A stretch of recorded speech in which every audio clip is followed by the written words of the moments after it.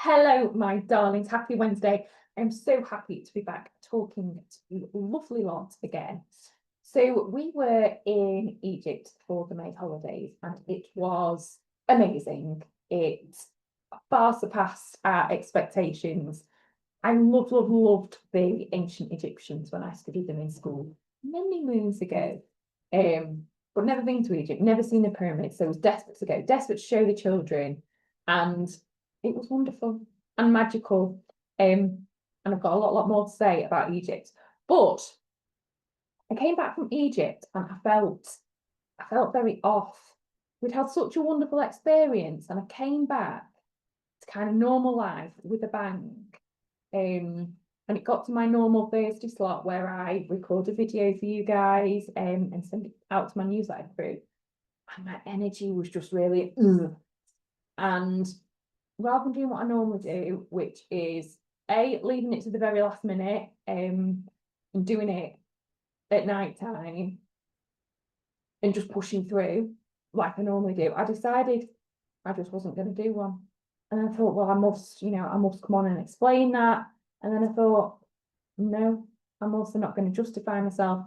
And I do think as women, we are so conditioned to do both of those things, to push through and push on when our hearts are telling us not to, and also to micro explain everything, explain ourselves, apologise. I know certainly my younger self got into a habit of apologising when I walked into a room. Oh, sorry to disturb you. It's something that we've got to stop doing. Anyway, so I decided not to, and then the next Thursday came around and I was still not feeling it, so I still didn't. So here we are at Wednesday. So I'm giving you a little midweek musings. Just thought I'd come on and say that. It's very unusual for me for my energy to be off for that length of time, but I also wasn't doing anything to change it. I got out of the habit of exercise. We'd been away, we kind of missed booking in our normal gym slots. I kind of wasn't doing my normal things. I wasn't going outside first thing in the morning. I wasn't moving my body. I wasn't doing anything to ground myself. And I felt off. And there are lots of things that we can do to kind of instantly or quickly change our energy. Going on a walk, like nothing else, that can change your energy. Having a shower, taking a bath, drinking, hydrating yourself with water or a nice cup of tea. And meditating, and that's something I'm really trying to commit to. It's the one thing, it's kind of the one health practice that I really know I need to quiet my mind down, because my mind goes 100 miles an hour. Oh, I need to do that, and my focus can be all over the shop. And I know the days when I do my meditations, I just feel so different internally, so I'm really trying to commit to that. Anyway, so energy has felt off for weeks, but kind of starting to come out of that now. I'm part of a wonderful group called the Temple Soul. It is called the Temple Soul. And two of my friends, Susie and Octavia, facilitate that group. And it's a wonderful group where we partake in something called life force activations. It's kind of like Kundalini activation, but not. I think I've explained this to you before. We do nothing other than lie down, listen to some wonderful activating music whilst they open these kind of portals of light, and we kind of receive the light codes. All sounds very woo-woo, but I always get such a lot out of them, and like fresh perspectives on things. Every single time I've done one, I've probably done about 10 of them now, I realise that I can do life a different way to have been doing it. When you kind of can't see the wood for the trees sometimes, I'll wake up the next day and go, oh my God, I know how to deal with that. And generally I don't have any sort of visualizations. Lots of people have these like really incredible visualizations where their mind's kind of taking them here, there and everywhere. Normally I don't have those, but since being in Egypt, we had a life force activation last week, and I had loads and loads of visuals, which was really exciting. I've never had that before. maybe it was the magic of Egypt, who knows. I also feel like my voice is quieter and calmer today. I don't know, normally. Interesting. Why was I telling you about life force activations? Oh, so yeah, that was last week. We also had, as part of the Temple Soul, there's also a wonderful lady in there called Meggie, who does many things, but one of the things that she does is give kind of astrological, not projections, astrological reading. She basically tells us what the planets and the stars and the moon's doing, which deeply, deeply kind of affects us. I say this a lot, but the moon creates the tides are water, we're more than 70% water in our body, so of course the moon's going to affect us. And why shouldn't the planets also? Because the planets and the moon, everything's kind of vibrating at a different frequency, so we are going to receive those different frequencies, and kind of when the planets and the moon moves in different ways, then you receive kind of different energies. But a lot has been going on of late, and Meggie posted something on her Instagram. She's Meggie Belusky, by the way, if you want to go and follow her, she's wonderful. She posted something today saying there's various planets, they're kind of like not in conflict with each other, but they're creating these tensions. So one minute you might be feeling optimistic, the next minute pessimistic. There's kind of all this tension, which is all going to come good on the summer solstice on the 21st of June. So I'm very much looking forward to that. But yeah, I feel like I've been in a bit of a funk, lots of different things. I'm coming out of that now. So if you're feeling that too, you're not alone. And yeah, looking forward to the summer solstice. Are you doing anything for the summer solstice? I'm celebrating the summer solstice slightly later on the 29th of June. My amazing friend Kate and Joe are facilitating a wonderful summer solstice circle on the 29th of June. So I'm very much looking forward to that. But on the 21st, we'll certainly be doing something. I'll probably light a fire, probably be in the garden all day. I think the weather's set to be nice. Yeah, looking forward to that. What else was I going to come on here and tell you? Oh, yes. So I'm figuring out at the minute how I want to eat. Normally, I'm always testing a different way of eating out, and it tends to be quite strict and restrictive, and that hasn't really been working for me.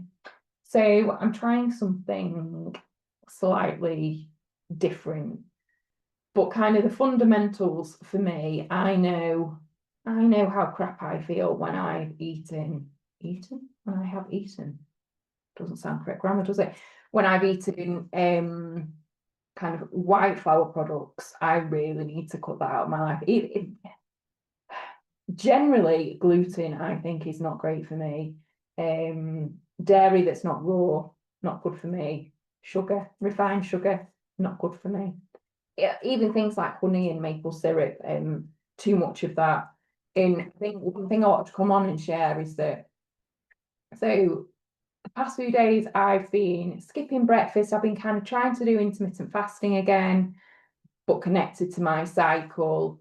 And it's just not working for me. If I do not have breakfast, I basically end up scoffing a load of sugar at the end of the day. And it's not like I'm not a person who generally is ravenous at breakfast time.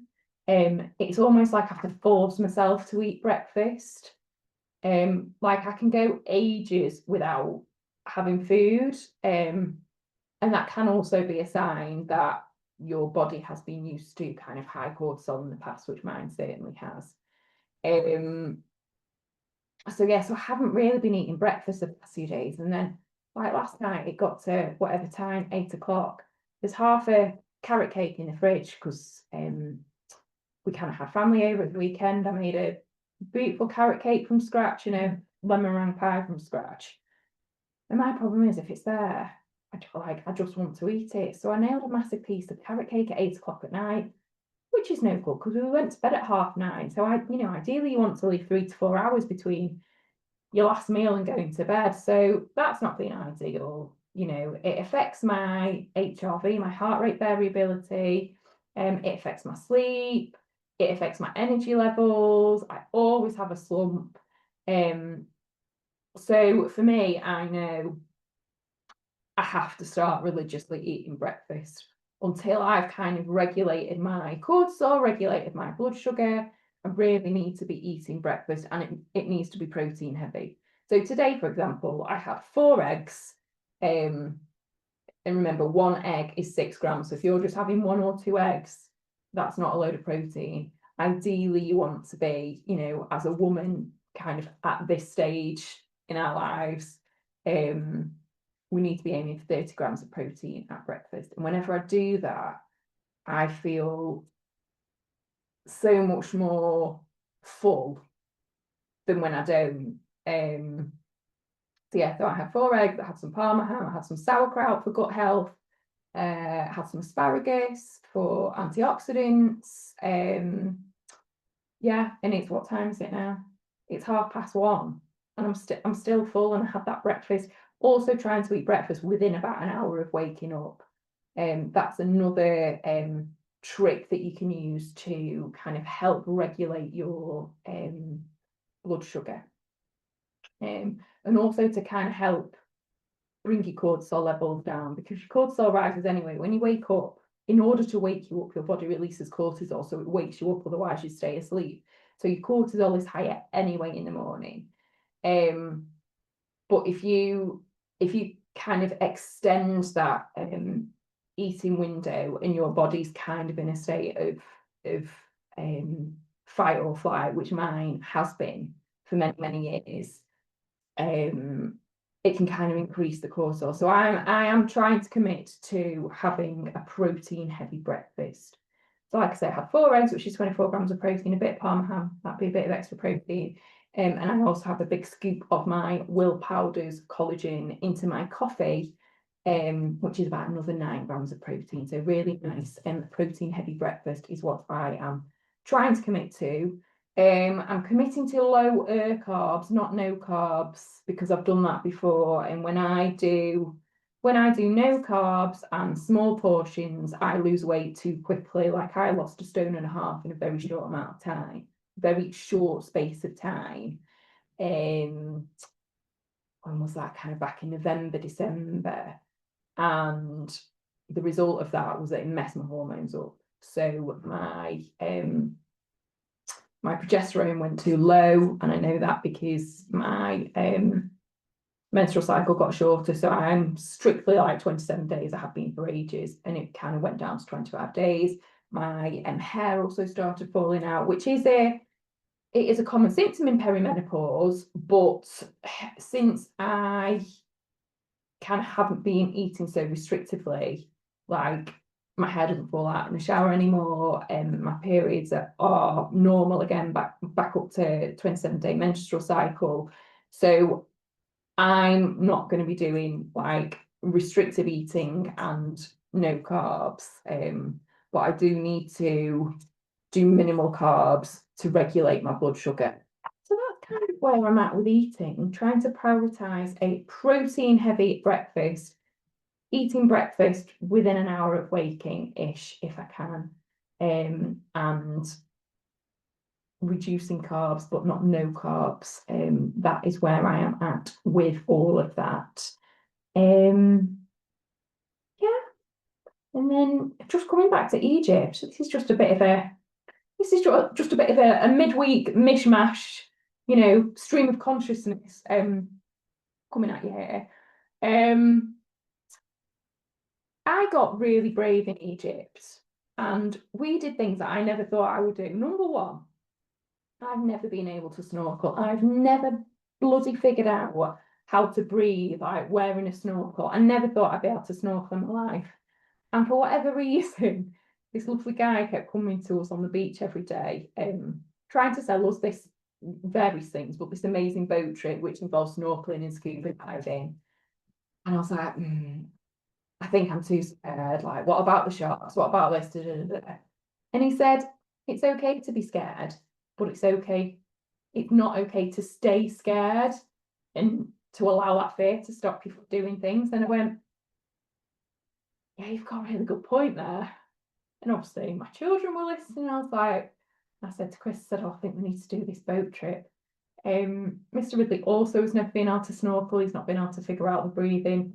So yeah, we just got really brave and we went on this boat trip, and then we got taken down into, I don't even know the net. I'm not a boating person. I never sailed. I don't know what it's called when you go down in below deck into the fancy room.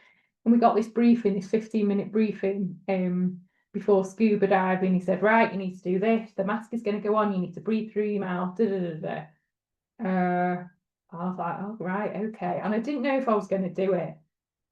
And then I asked my 50 questions. I'm a person that needs knowledge. I asked my 50 questions, including sharks, including, well, if I can't do it, you're not going to make me go down, are you? If I can't like figure it out once I'm in the water, can I just get out if I can't do it? And he said, of course, I'm not going to force you to do anything. But after I'd asked all those questions, I felt more at peace, and I felt my heartbeat regulate, and I was like, right, okay, I'm going to do this. And then Chris went first, then my son, and then me. And I got in and I could not figure this out. You bite onto the mouthpiece and you have to breathe through your mouth constantly. And I could not for the life of me get it. Now, bear in mind, I breathe through my nose all day, every day. From yoga, not that I'm a huge yogi, but I love yoga. And when I do yoga, it's generally nasal breathing. And I take my mouth to sleep. So I've very much trained myself to breathe through my nose for health purposes. So for me, breathing in and out through my mouth feels very odd. And I kept saying to the guy, no, we need to go up, can't do it. And he said, just breathe through your mouth. And something clicked, and I did it. And it was wonderful, and it was magical. And we were in the Red Sea, and our neighbour had said to us, it is the best place for snorkeling in the world. You can't not do it. And it felt so amazing. And it's so peaceful down there. If you've never done scuba diving before, it's just so peaceful. And all these amazing fish that you got to see. And I got to kind of scuba dive with my son because he was down there at the same time with another instructor. And because I figured this thing out, I can now snorkel. Never thought I'd snorkel before. So then after that, we all went as a family of 4. We went snorkeling and saw some incredible fish. So yeah, so we got really brave. So we did that. And in addition, we flew to Cairo and did a day trip in Cairo, which was mind-blowing. I've got to do another video on Egypt because it was just wonderful. And we got to near the pyramids, and one of the activities that we could do if we wanted to was ride a camel. And I never thought I'd be a person who would ride a camel in my life, and I found myself saying, yeah, we'll do that. So we rode a camel, and it was terrifying. I'm not a horse rider. If any of my friends are watching this, Kate, if you're watching this, your Hindu, your horse riding, my friends know I am petrified of horses. I have ridden a horse twice in my life, but a camel's so much higher up, and the way you get on them when they're lying down. So they're lying down like this. You climb on. So I climbed on with my son. Chris had my daughter. And then the back of the camel goes up like this. So you've got to lean back so that you don't like fall off the damn thing. And then it comes up. And then again, to get off, it goes down first and then it's bottom. So that was terrifying. And then, if it's walking downhill, you've got to lean back. You think you're going to fall off at any given moment. It's not, I was trying to hold on to my son, a water bottle, I had a bag, was clinging onto this kind of wooden thing at the front and the wooden thing at the back. I mean, it wasn't graceful. If I show you a picture of myself, I don't know if I can put it in the video. I don't know if I'm that smart. But yeah, it wasn't a graceful affair, but it was brilliant. And we got to go off, we walked into the desert a little bit and we got this wonderful like panoramic view of the pyramid, which if we hadn't have done that, we would never have seen. So yeah, we got really brave in Egypt, and it makes you realise that your fear does hold you back, and it shouldn't, and you should just do these things, you know. Obviously take calculated risks. You're not just gonna jump in the water where there's loads of sharks but yeah, I felt really proud of us as a family for doing things that we wouldn't necessarily have done. Yeah, so it's lovely to be back. That was just a bit of a download of what's been going on of late. I hope you're all wonderful. Lots is going on behind the scenes in the business. I'm changing loads of things up, which I'm really excited about. Very much looking forward to what's to come. Feeling a lot more like myself of late, because I really haven't. Hope you're really good. Sending you so much love.